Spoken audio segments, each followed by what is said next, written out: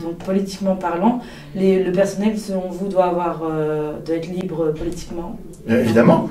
Aujourd'hui, encore une fois, le passé, c'est le passé. Moi, je ne critique pas le passé. Hein. C'était une époque.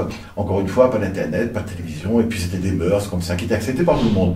Il y a eu des époques où le maire, si on faisait une réunion, par exemple pour un adversaire politique, le maire vous sanctionnait, il vous déplaçait, voire vous licenciait quand c'était possible, si vous étiez en contrat. Et enfin, on est en 2019. On ne peut pas continuer comme ça. C'est devenu insupportable de voir que les employés qui font leur travail normalement, qui arrivent à l'heure, qui partent à l'heure, qui sont de bons employés, sont sanctionnés au motif de leurs opinions politiques qui ne sont pas celles du maire.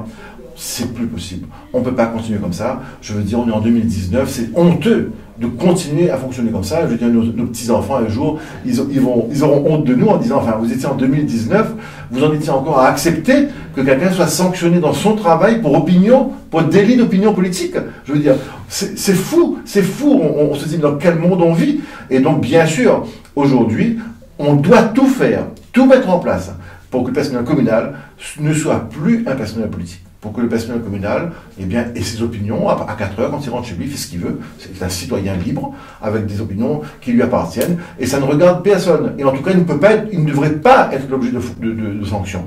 Et en tout cas, pour ce qui me concerne, moi je pense qu'on doit tourner une page aussi là-dessus.